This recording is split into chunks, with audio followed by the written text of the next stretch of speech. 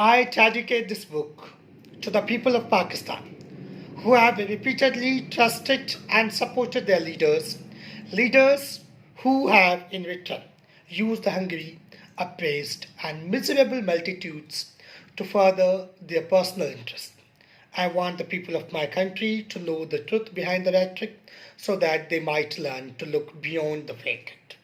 With such realistic dedication, a started book which made its way through the widely read book through the widely read books among the history of Pakistani political literature in general and the political autobiographies in particular.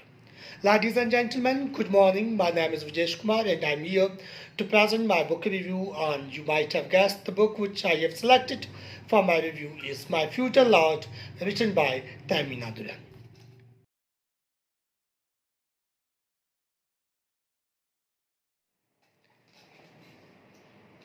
The book was brought out in the year of 1991, and the writer of the book, Tahmina Durrani, has been isolated and segregated from her family for almost 13 years. This is the huge price that a writer has to pay for publishing a book. It is one of the most read books, widely read books, and quite often referred to books since its publication.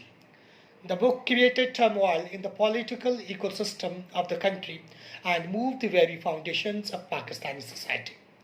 It is the autobiography of an ambitious girl who belonged to the high strata of Pakistani society, Tahmina Durrani, with William and Marilyn Hofer.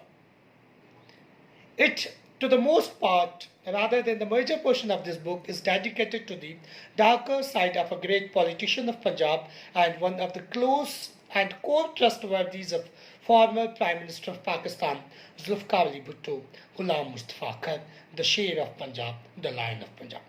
Not only it is personal recollection of the lives and the times that the writer has witnessed, but it is offers the deep study of the events of the political in the political and social arena of the country.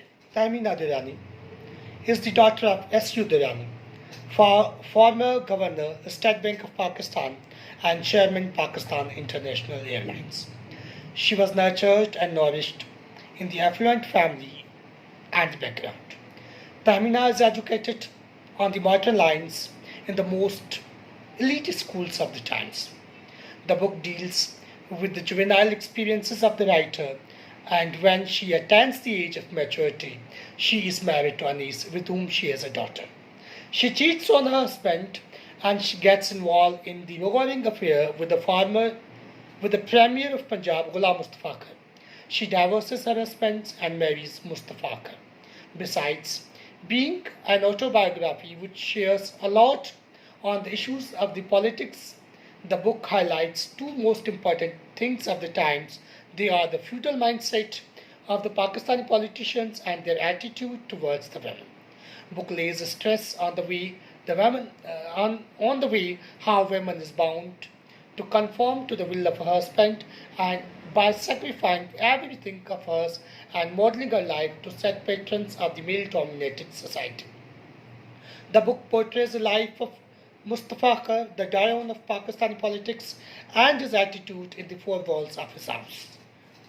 The book portrays Mustafa Khan as he happens to inflict the harsh punishment upon his wife, children, and his mates. The book narrates an incident in which Ghulam Mustafa Khan put red chilies in the sensitive part of an old mat. Tahmina is shocked when her husband for the first time physically assaults her, and later on she discovers her husband having an affair with her own younger sister, Adila. She is met with the same as she has done to the former wife of the Khan. She is moved to the core and finds it hard to bear the pain she is having. Some people think that it is the law of exchange she was made with, the same as she has done with the ex-wife of the Ghulam Mustafa Khan. Paradoxically, the man who pretends to be the sympathetic and considerate to put up the lenient disposition are very harsh behind the four walls of the house. The book is more in dramatic monologue tone, the grandchild of the Victorian poet Robert Browning. In the dramatic monologue, the reader plunges deep into the psychological insight of the narrator and get to know about the narrator and what one needs to know. The reader comes to know the inner feelings of the narrator as we come to know the mindset of the narrator in my last sketches. While reading the book, one gets to know about the inner feelings and mindset of the narrator, Taimina Durrani, and the trauma she goes through in the course of her life. Narrator comes to know, rather reader comes to know of the status of a woman folk who has undergone drastic changes in her fortune and is forced to live the life of isolation. The book paints the picture of the worries and woes of a women folk in the male-dominated society of Pakistan. When one goes on reading this book, one comes to know how in our society those in power use others to satiate their needs. The way Ghulam Mustafa sends Anis on an assignment and finds excuses to meet his wife. Moreover, it shows how the elite conduct their household and how is their behavior towards their servant and women and how are they treated whenever they make any sort of mistake. The book shows how feudal lords in the country treat and behave with their female counterparts, how they treat and behave with their wives and their maids in their homes, what image they portray in society and what in fact they are behind the four walls of the country. The book is very good piece of writing when seen through the eye of the critics. Its tone is conversational, chatty, and besides, given the subsequent narration, the book also describes very minutely the political developments in the country as well.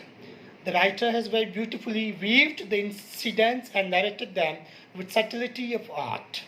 Moreover, the book shows only the one side of the picture, and this is the stance of the one side, and in order to reach the equitable judgment and sound criticism, one needs to know what the other team has to say and what lies behind the other side of the coin.